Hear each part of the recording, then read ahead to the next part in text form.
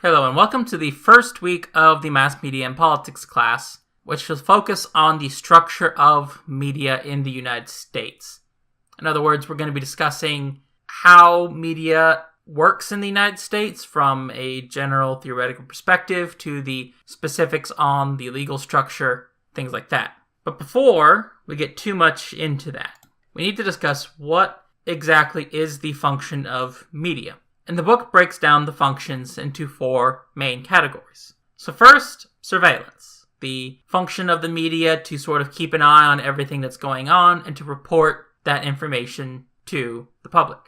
And this is breaking down into two parts. You have the public surveillance aspect, which is reporting news in order to advance the public good in some form. In other words, the news has, as we'll talk about later, in later weeks, a massive ability to set the agenda, to influence what is perceived as what is important, through its ability to decide what to air and to not air, what not to report on and what to report on. And so, if you're dealing with surveillance on the public side, the question is to what extent does the media report on and emphasize, and what effects does that reporting have on what people perceive as important, and if it's what's being perceived as important, good, from a sort of democratic theory perspective. The other side of surveillance is private surveillance, and this deals with the motivations of individuals to consume information. Because remember, we use media to keep informed and to be aware of things of interest to us. But we also use it for entertainment reasons. We use it for reassurance, in the form of, for example, consuming media that agrees with us and reassures and reinforces our beliefs. Companionship, we consume media often to sort of, develop communities with others that you might think of in terms of, say, fandoms for a television show or something like that, as well as maybe a sense of companionship with the figures in the media.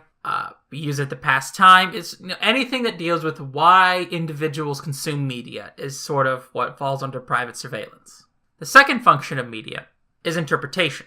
Because the thing is, the media doesn't just report straight facts. It takes those facts and puts them into context. And we'll talk a lot more on that when we get into media effects, particularly framing effects and priming effects.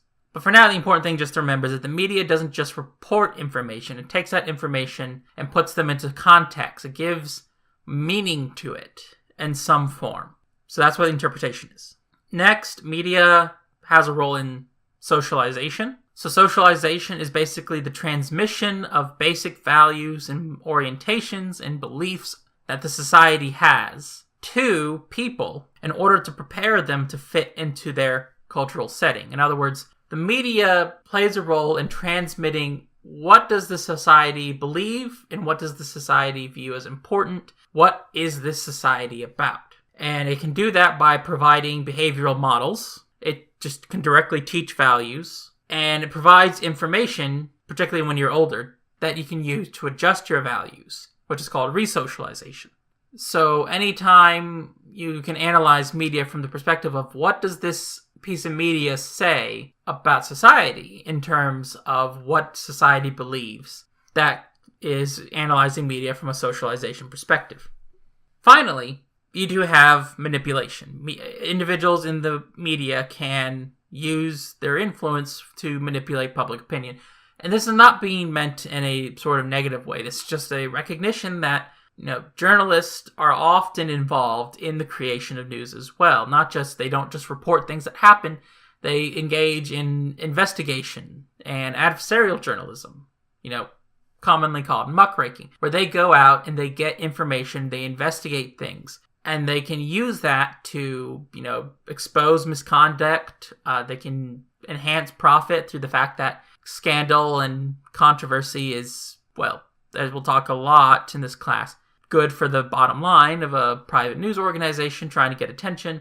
Or, just to advance political cause. There are people who, journalists who investigate to advance a political cause. So, surveillance, public surveillance, keeping an eye on what's going on and reporting it for the public benefit. Private surveillance, keeping an eye on what's going on to fulfill some sort of personal motivation. Interpretation, placing the news into context. Socialization, the transmission of values. Manipulation, the creation of news, usually through some kind of muckraking, to advance some sort of cause or interest of the journalist themselves. So, in the history of media, it was believed that mass media really didn't have much in the way of effects on society. And the book goes into three main reasons why. The first is that historically, a lot of the research on media looked at very narrow range of things that media could affect. Being political scientists, for example, we look at vote choice. Does exposure to news stories influence vote choice? The thing about vote choice, though, is it's a very, very hard thing to move. Most of vote choice is based on pre-existing conditions and beliefs and attitudes, such as your partisan ID, that usually don't move just because of one bad news story, or at least won't move directly. More effects have been found, however, by moving on to other things that are easier to move, such as trust, affection, and knowledge, that can indirectly influence vote choice or the decision to vote. There's also been a move to look not just at the effect of media on individuals, but how media might influence the behavior of groups and social groups, where there's a bit more evidence that media can have large influence. Other advances in sort of the study of media that have led to more effects have been focusing away from persuasion. In other words, a lot of early research focused on if media was persuasive, but instead have looked at other things. And a lot of this, has come from cognitive consistency theories that, people try to maintain a consistent belief system, and when they get exposed to media that cause them to question or,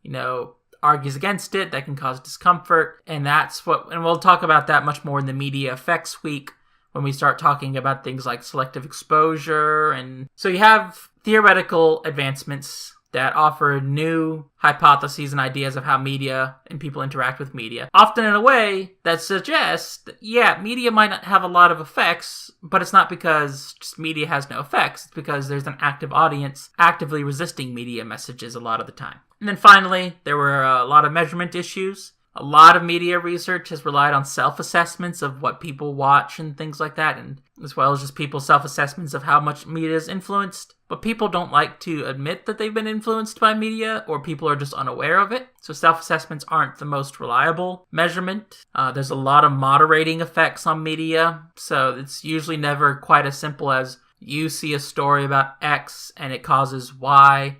It's usually more of like, you see a story about X, and because of A, B, and C, Y might happen. It's difficult to measure how much media people consume because people don't really keep track of that. And then finally, one of the difficulties is that a lot of the ways media can affect things is because it affects political elites, who are a small amount of the population and very difficult to get information about. So even if it doesn't affect the country as a whole, if it can affect a small number of elites, it can have very dramatic effects. But you won't capture that in a survey because they're difficult to get at, and they're a small number of people. So, sort of start getting into the main topic of this section this week. There's two general ways to sort of look at media control, two broad categories that sort of serve as two ends of a spectrum if you want to think of it in that way. On the one hand, you've got authoritarian control systems. So under an authoritarian control system, the point of the media is to advance the interest of the government. In other words, media is primarily a method of control that the government uses to advance its interest. You can have ideological goals where media is primarily a form of propaganda to advance the ideological beliefs of the system. So if you want a good example, I don't have a video on this, but I might recommend you go look. You can go look at on YouTube, you can find North Korean cartoons, propaganda cartoons. And in those cartoons, North Korea, for example, is represented by cute woodland creatures, like squirrels and stuff, while the United States is presented as primarily predators, like wolves and weasels and things like that. And obviously are the villains, while the woodland creatures are the heroic defenders of the forest or whatever. That particular scenario of that series is. That's at least one example I've seen. You can also have non-ideological goals, where media is just working to cover up or to not focus on the corruption or wrongdoings of the government in order to minimize the amount of interference in the government corruption, other than maybe once in a while exposing some token person that they can expose without overall changing the system. So some of that is going to be discussed in the video that I have linked here and that I'll show here in a moment about the coverage of the Venezuela protest, where the Venezuelan state-controlled media or media where the state has a lot of influence tried to minimize the coverage of the protest to make it seem like everything was okay, that there was no protest, things like that. Meanwhile, under democratic control systems, there's an expectation that journalists are watchdogs, that they have a role in keeping an eye on government, but it's not quite that adversarial, as we'll talk about a lot, especially in the week on institutions. Media does often rely, even in democratic system, the media often does rely on government for information. The media usually focuses and frames things as more of perversions of the expected order. So in other words, it's not so much critical of the existing systems as it's critical of things that are perceived as deviations from it. So a corrupted individual is just a corrupted individual and maybe not a reflection of a systematic error in the system. And there's also this debate in democratic societies that the book kind of poses as this libertarian versus social responsibility.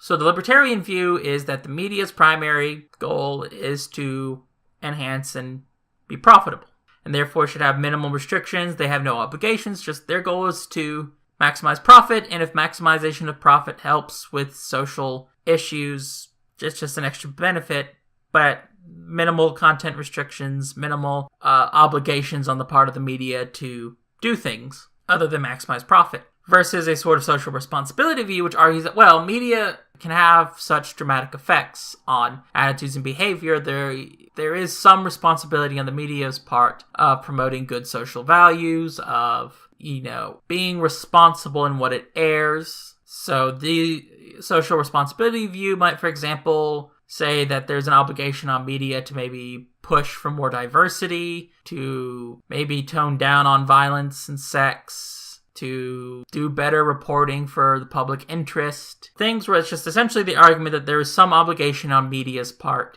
to be responsible and to engage in responsibility. And I'll leave it up to you all to discuss which viewpoint you think is better. Any democratic society is going to be having that debate. I would probably say in the United States, we tend to lean more towards the libertarian view, but there's plenty of people who push for social responsibility viewpoint as well, particularly, a lot of people who maybe deal with media criticism and stuff. And as we'll talk with professional norms, there are plenty of journalists who also feel at least some sense of social responsibility as well. So, authoritarian system, media advances interests of the government. Democratic system, less restriction on the media, and an expectation that the media serves at least some sort of public watchdog role. Now, in terms of what makes the news and how news can be structured from that perspective, there's about 5 models of journalism. So the first is the mirror model, which is the very basic. News is a reflection of reality.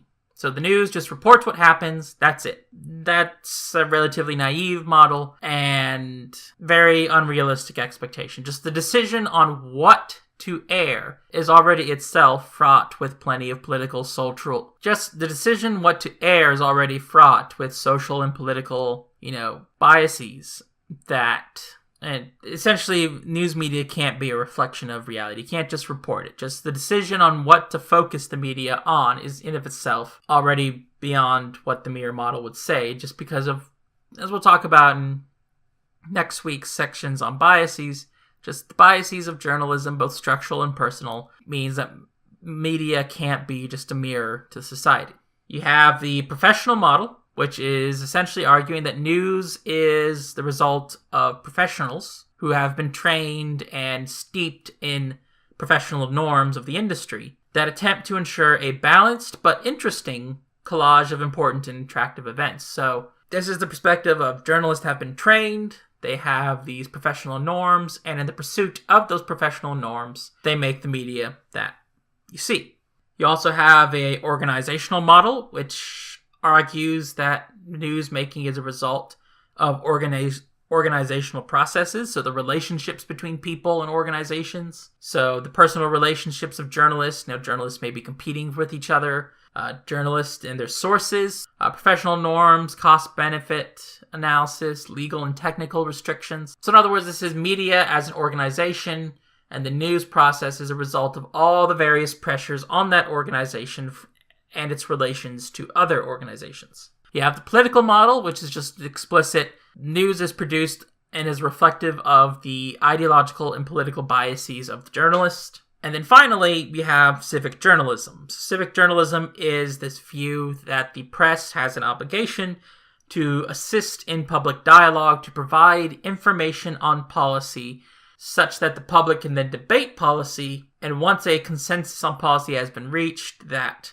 the journalists advocate for and explain the policy. So this is sort of journalism as a way to facilitate. So this is basically journalism as a way to facilitate public debate and discussion on policy issues. And so keep these sort of models in mind, because at various points we'll probably talk about these different models, or you'll see reflections of these models in different aspects of media. So one model doesn't explain everything, but different models are important for understanding certain contexts and certain types of media. It's just no one model explains everything. It's never the case in social science. One model explains everything. So to start things off, in terms of the ownership, much of the debate about ownership comes to the question of, what allows, especially if you're in a democratic society, what ownership structure allows for the media to be as independent from governmental influence as possible, but also maybe to advance social responsibility or civic journalism goals and things like that. And so there's concerns that if the government owns too much or has too much influence, the government becomes less critical of media. But you do have state-sponsored media sources such as the BBC, which have historically been relatively critical of government in Britain. But there's also the other way, which is that private media ownership might allow for more diversity of viewpoints, but the pressures of maintaining and maximizing profit might favor generating media that has mass appeal, but maybe isn't particularly good quality in terms of democratic theory perspective. Might emphasize inoffensive middle-class values, lightweight entertainment, and those economic pressures might, eliminate some of that diversity of viewpoint, because all media has to face those same pressures, and those pressures can have a homogenizing influence.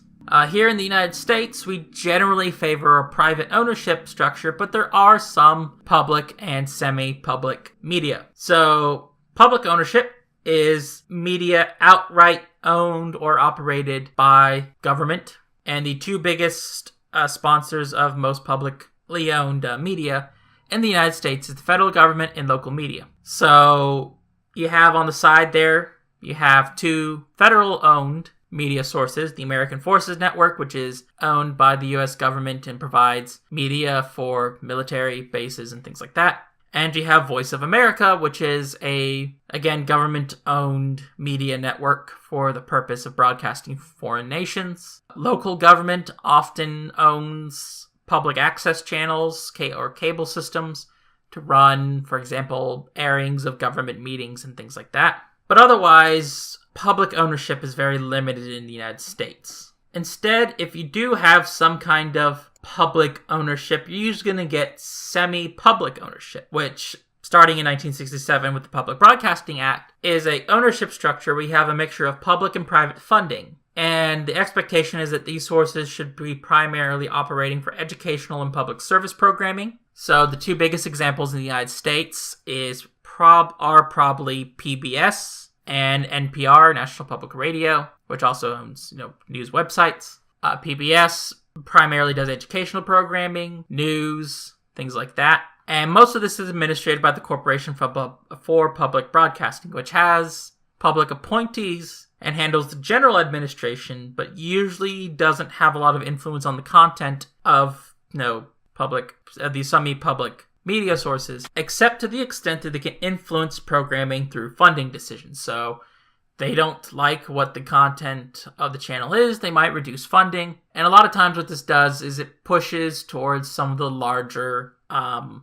media outlets, while smaller ones kind of just fade and die. So PBS and NPR, probably the best examples of semi-public media in the United States. We don't really have an equivalent to the BBC or anything like that. Instead, most of our media is privately owned and can range from independents who run a single media venture. So they run a website or a channel or a radio station, and that's it, just that one media venue. And probably the most famous of these sort of independents is Associated Press, which is a wire service. Wire services, basically exist to collect news, which they then distribute to other sources. So if you ever go to a newspaper or a website and it says provided by Associated Press, that's because the Associated Press gathered that information and then provided it to that news site to do further reporting on. You can have media chains, which are individual or corporate ownership of several media outlets. And you can have cross-media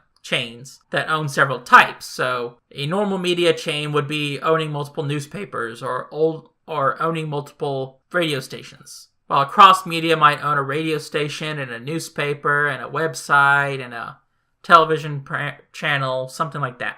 And then you have conglomerates, which are massive corporations that own both media and non-media businesses. So go to the next slide here.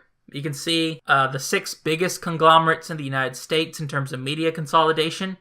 General Electric, which owns Comcast, for example, but is also an electric company with a lot of military contracts, which is one of the big concerns, is that the political and financial interest of those companies that aren't their media might influence their media, but there are benefits to it. So the biggest benefit, of course, is these large corporations are able to provide more lavish, well-financed programming. So think, for example, your summer blockbusters that have budgets of over $100 million. Your local cable access program is not going to be able to pay for that.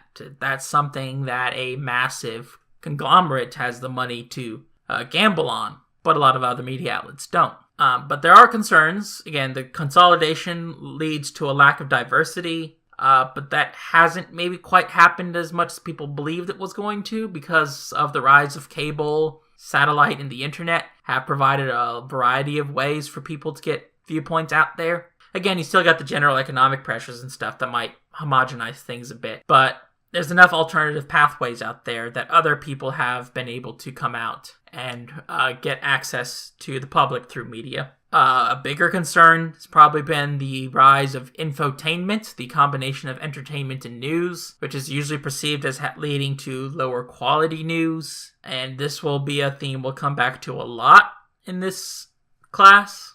And then, like I said, you have the concerns that political and financial incentives might lead to biased news coverage to protect the larger conglomerates' interest. Again, the evidence of that is kind of iffy, but it's something to at least be possibly aware of.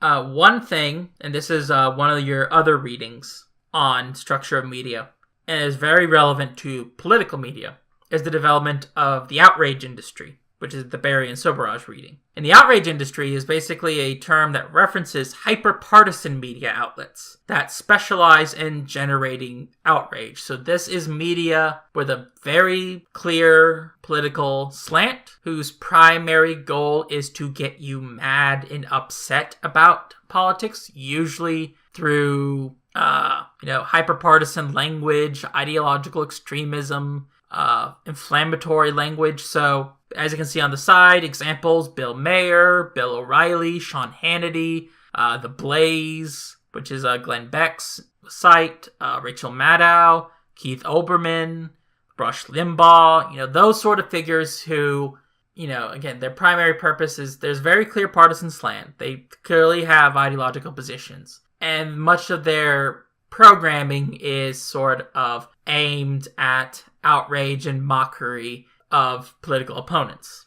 And the reason that there's been such an increase in this in political media is that, one, it's cheap to produce. You got a desk, you got a person sitting behind the desk, maybe some flashy infographics, and that's it. You just gotta get a guy ranting behind a desk for like an hour. Very cheap. But it's very dramatically appealing. That outrage and anger and mockery, it's very engaging. It's very interesting to watch. And a lot of these figures also develop a loyal fan base because people develop a personal connection with the host, and they develop communities around them. So, for example, Bill O'Reilly's fans call themselves pinheads. And these programs are also very good at appealing to advertisers, particularly of niche products. So, you watch a lot of these conservative figures, you get products selling gold, for example. And so, cheap, easy to produce, very engaging, loyal audience that are very good for niche product targeting, are oftentimes are just very valuable audience in and of itself, particularly younger watchers and viewers. So, outrage industry, talk about in a couple other weeks as well, but this is probably one of the bigger developments in terms of political media, and probably some of the more influential, at least amongst strong partisans. Weaker partisans are people who aren't particularly partisan. This isn't as important. The traditional media is still dominant, and even within the confines of the outrage industry, traditional media outlets are still very powerful and very influential, but this has sort of been a development in political media that you should be aware of. And here is a video from The Daily Show with an interview of Tomi Lahren, who was on The Blaze for a while until she was eventually fired or separated from it because of a ideological disagreement on abortion. But in this interview, I want you to watch that specific 25 to about a minute 10, where it just shows a clip of her from The Blaze. And I'll show the clip within this video as well. The protesters are still out in force, but let's be honest, they're not protesters. They're crybabies with nothing better to do than meander around the streets with their participation trophies and false sense of purpose. This isn't for Hillary. I'm not even sure this is against Trump. It's the same thing we've seen time and time again with these so-called protesters and demonstrators. It started with the Occupy Wall Street brats, moved on to the more militant and overtly aggressive Black Lives Matter More crowd, cycled through the DNC paid violence instigators, and now here we are in November of 2016 with President-elect Donald Trump and a crowd of misfit babies formed from every failed movement, all sandwiched together to become the largest group of whiners the country has ever seen. And you can just get a real sense of what I mean by outrage and that hyper-partisan, sarcasm and outright insulting and denigrating political opponents. She's coming from a conservative position. She calls, liberals a bunch of snowflake whining babies and things like that. It's a very good example of what I mean by outrage industry. Now, in terms of the broader ability of media to have influence, there are three main ways that media outlets have influence: prestige, market size, and competition. So in terms of prestige, it's the larger, sort of older, more influential news outlets that have set the standard for journalism. So the New York Times or the Washington Post, for example, are usually considered relatively prestigious news journals, and their coverage, their professional norms, their standards are usually kind of perceived as the gold standard within newspaper outlets, and even media as a whole. And this can often lead to pack journalism, where a story that's initially reported in the Post or Washington Times sort of becomes the big story, and everybody follows after that story. And so they can sort of lead the pack. They lead the media all to focus in on a particular story, which, again, has a homogenizing influence in that everybody's talking about the same thing, but also, points to the influence that these sort of papers can have.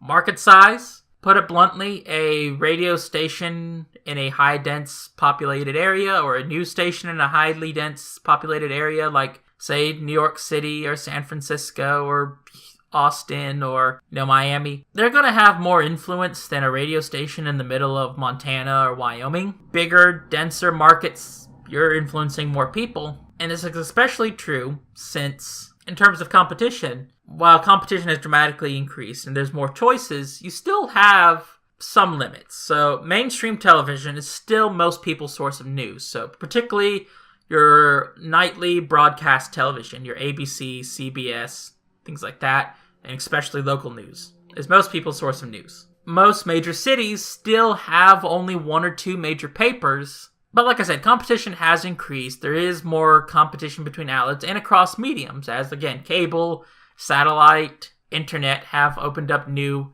avenues of choice. But a lot of the influence is still sort of your traditional major city newspapers and television news. Still the biggest sources of influence. Now, sources of control of media, different story. So, in the United States, the biggest governmental organization in terms of regulating media is the Federal Communications Commission, which is a bipartisan commission that regulates broadcasting. So its job, in theory, is supposed to prevent monopolies and to prevent, mergers that decrease competition. It does licensing for broadcast. So if you want to be a radio station or broadcast television, you have to get a license from the FCC. You have to cover public service and local interest programs, and it's supposed to protect people from unfair media coverage. So, to give an example of this, I work on the WUSB radio station here on campus, or at the Stony Brook University campus, if you're not on Stony Brook campus. And we have a license from the FCC. Every hour, we are required to play at least 2 public service announcements. We have to have certain restrictions on what we can broadcast, so safe harbor hours. Only during certain times of the night are we allowed to broadcast music that is offensive with language, and we as hosts on the radio stations cannot swear, we cannot cuss, we cannot use offensive language. In practice, though, the FCC is pretty limited in its ability to influence things. First, it's only able to regulate broadcast and common carriers. A lot of the media today isn't broadcast. It has no right to regulate cable, satellite, very minimal internet, but not in terms of content. Its independence has weakened as it's become a more politicized institution as part of the broader polarization in government. And it really doesn't have that much enforcement. It doesn't really enforce things too much. I mean, within recent years, probably the biggest example of enforcement was the, I believe, Janet Jackson issue where during a Super Bowl performance, there was a malfunction on the wardrobe, breast was exposed, there was some fines associated with that. That was about it. It's probably the biggest one I can think of in the last, decade or two. Otherwise, it doesn't really enforce content restrictions that tightly. So as a regulatory body, its influence is relatively limited. Other sources of media control, you have media associations. So these are professional organizations, such as the National Association of Broadcasters, that lobby on the behalf of media outlets. And they often encourage self-regulation, mostly as a way to stop the government from doing it. So for example, I have there the Movie Picture Association's logo.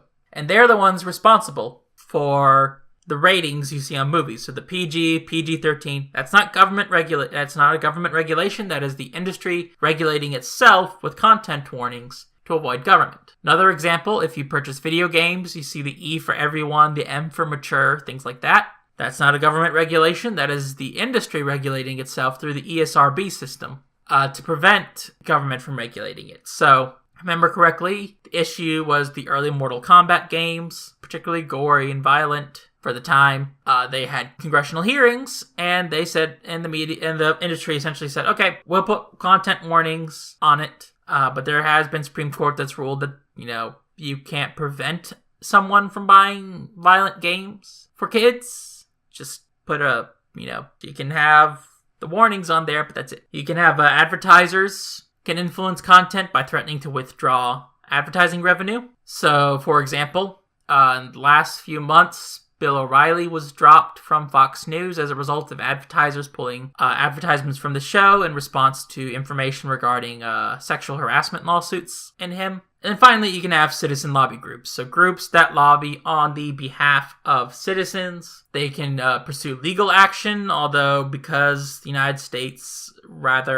of free speech protections in the United States, there's very little in terms of legal actions. They can publicize and monitor content, and they can pressure advertisers. So in other words, there's not much of a way in terms of legal action that these groups can do, but they can do a lot to try to influence and lobby advertisers in the media organizations directly. And 2 examples there are the Media Research Center and Media Matters for America. Media Research Center is a conservative news site that monitors particularly liberal media news sources. Media Matters, liberal news site that monitors conservative news. And Media Matters, for example, has pushed for a lot of these efforts to have advertisers pull advertising from like Rush Limbaugh, Bill O'Reilly, Sean Hannity, things like that. And so those are examples of how citizen lobby groups can influence content. Now, in terms of the broader legal system, main influence, First Amendment, right there. Congress shall make no law respecting an establishment of religion or prohibiting the free exercise thereof, or abridging the freedom of speech or of the press, or of the right to people to peaceably assemble and to petition the government for a redress of grievances. We'll mostly focus on the freedom of speech or of the press. And since the press is explicitly mentioned in the First Amendment, print media essentially can do whatever it wants. It has very limited restrictions, most of those dealing with national security. Cable and internet has very minimal regulation, and the Supreme Court decision, Miami Herald Publishing Company versus Tornillo, hope I pronounced that right, basically said the press has the right to publish or not to publish whatever it wants. That there are very limited restrictions in terms of being able to tell the press what to do. Now, broadcast media has more regulations because it's a semi-monopoly. So there's a very limited amount of the spectrum for broadcasts available. That's why you have to get a license, because they assign you a broadcast number, and that's what you have to tune into to get to that broadcast. And so basically, to get the license and to get semi-monopoly status in that slice of the spectrum, you have to follow some rules. First, right to equal time. Again, going back to my experience with the radio station on campus. Let's say on my political show, I want to interview a candidate for a political office. I have to offer the same amount of time to their opponent. So in 2016, I contacted both Lee Zeldin and Ann Throneholst campaigns to get some questions answered about positions. With the expectation, I offered it to both. Neither ever got back to me, but the point is I was required to offer to both. Second, right to fair treatment, also known as the equal or fairness doctrine. If you presented the liberal position, you had to present the conservative position as well. You had to give both sides of a debate access to the show and to present both. This is no longer in effect. It's no longer enforced. The book talks more in depth. Basically, that's no longer a concern, but it has made that sort of objectivity or that fairness a journalistic norm, such that journalists do often try and do both. You can argue whether or not that's the right thing to do in some cases. There might be legitimate reasons why in some case one side is not worth listening to the other. But it does mean you get to this, both sides are presented an opportunity to present their case, norm, in a lot of professional journalism. And then finally, the right to rebuttals. So media says something about you, you have a right to get your position to rebut it. So again, a lot of what these kind of did is it pushed broadcast media from shying away from more controversial stuff. But again, some of this isn't enforced. Fairness doctrine isn't enforced. But, these are sort of things that you have a right to for broadcast only. Any other media, no rights whatsoever. They can do whatever they want. So some alternatives and other approaches to media access beyond outright owning something. You can do letters to the editor and editorials. So there, for example, is the New York Times help page for how to submit a letter to the editor. A common example of this actually in political science has been Washington Post sponsoring the Monkey Cage blog, where political scientists can send analytical editorials to the Washington Post to publish in there, and is a good way to maybe, for example, get your research out there. You have paid advertisements, so you can just buy advertisements. So, for example, during the presidential debates and the primary debates, you would often see interest group buying advertisements during those times. You can create a sensational event, take advantage of the media's need for news and events, and of course you can just lobby them. Lobbying is always an option. But the downsides of some of these, of course, at the end of the day, much of this is still going to be restricted based on how the media reacts to you and their decision whether to cover you or not. And how they cover you can oftentimes backfire. So you create a sensational event, but instead of focusing on your message, they focus on the event and how sensational it is. And they kind of ignore your message, or they paint your message in a negative light. You got attention, but it might have damaged your cause. So it's a gamble. But these are ways outside of owning a media outlet you can try to influence and get access to the media. Now, in terms of the regulations regarding access to information, you have the Freedom of Information Act, which allows you to petition the government for access to government documents. But it's often a burdensome process, and so instead, media likes to rely on public records, publicly accessible information, which again can be a problem because there's no one set definition of what's a public record. Furthermore, the Freedom of Information Act does not give you access to private records, does not give you access to national security things a lot of the time, so government will oftentimes classify information for national security reasons. You have the issue of executive privilege, which is the ability of the president to limit access to documentation of conversations between the members of the executive branch, particularly deliberative. Although, important thing to note, as a result of Richard Nixon, one limitation on that is that cannot call executive privilege on information that is being subpoenaed for a criminal investigation. And so some of the limitations of getting government documents means that instead there is a reliance on public records, which can be sketchy or hard to access just normally, and a reliance on leaks. So picture there is of the Pentagon Papers, which is one of the most famous leaks in U.S. history, where somebody leaked information about the Defense Department's analysis of Vietnam that revealed a lot of information about the buildup and the pushing for the war in Vietnam, as well as a lot of what went wrong in Vietnam. And the government tried to prohibit them from being published or punish the New York Times. And the Supreme Court said, no, the New York Times has the right to publish it. And there's also a lot of debate between media sources about what is classified and what's not. Media obviously likes less classification. Government likes more classification. In terms of information about private industry, no right whatsoever to access. Actually, in general, Supreme Court says media doesn't have a special right to access. So just because you're a media outlet doesn't mean you get access. Most of what the access you get is going to be in terms of what government is willing to grant. And other than that, you don't get any special access above and beyond what normal people get. And this is especially true in private industry, where you have no right whatsoever to private documents. So freedom of information only relates to documents between the government and businesses, but a lot of that is restricted because to prevent, unfair competition, a lot of those are restricted. So you can't, very hard to get information on government contracts, for example, because government doesn't want to allow for, say, another business to use that information to undermine the contract process.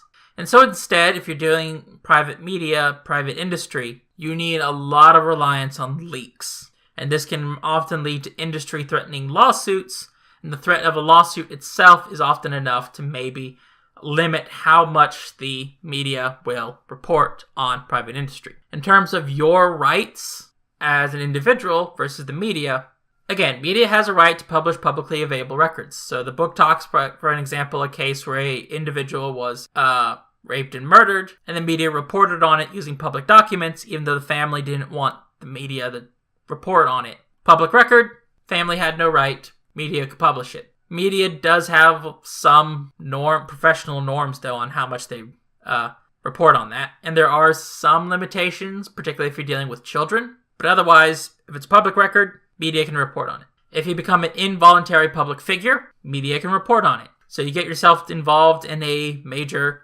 event, media can report on you. If you interview with the media, they can report on you and any observations they make about you. If you're in a public setting, very minimal protections in terms of the ability of media to photograph you. And essentially, as long as you're in public or you get yourself involved in an event, media can do what it wants. There are very minimal protections, and most of those protections are going to be indirect, such as harassment or trespassing laws. But otherwise, if you're in media, if you're in a public setting, media can report on you with very limited ability on your part to do anything about it.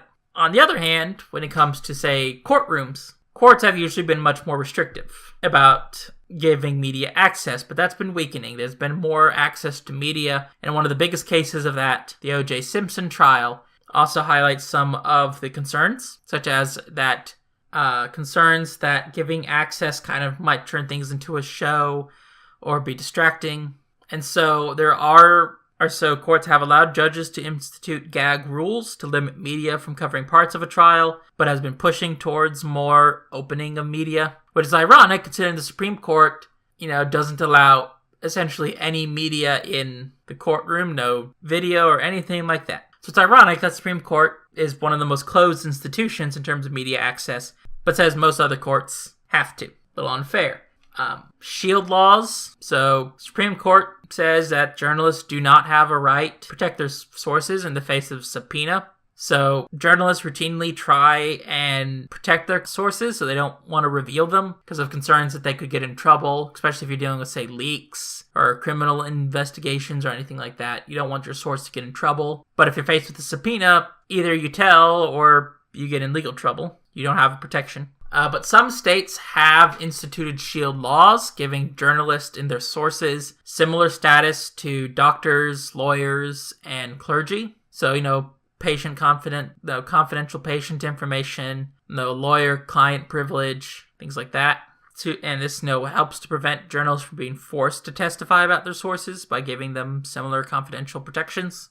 You have libel law, which is when the media publish something that tarnishes your reputation. If you are not a public figure, the bar is lower. You only have to prove negligence or recklessness, and that the publishing of the material exposed you to hatred, ridicule, or contempt. But if you're a public figure, the bar is raised. There's a higher standard you have to prove. And you have to prove that the publisher knew that the information was false, or that they had a reckless disregard for whether or not it was false. So if you're a public figure, it is much harder to win a libel lawsuit than if you're not a public figure. Fortunately, in this circumstance, courts have been more restrictive on what defined a public figure. So if you did not go out and seek publicity, if you didn't seek it out and try to become a public figure, in this circumstances, courts have usually ruled you're not a public figure, you get the lower standard, except in the most extraordinary of circumstances. But still, libel in the United States is usually very hard to prove, especially for public figures. But just the threat of a lawsuit is often enough to maybe cause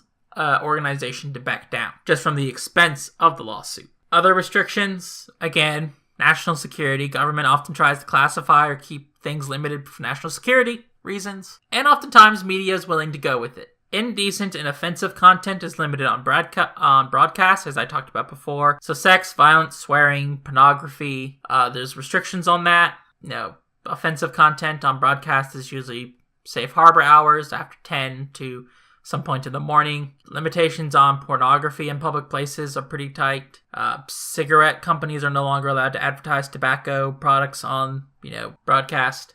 Hate speech is protected in the United States. Again, the United States has very limited restrictions on most speech and media compared to other nations. And so the most is that hate speech might be used as evidence for hate crimes in a criminal situation. But hate speech in of itself, advocating criminal acts, are protected. So, you can publish media calling for the overthrow of government, and government cannot arrest you just for doing that.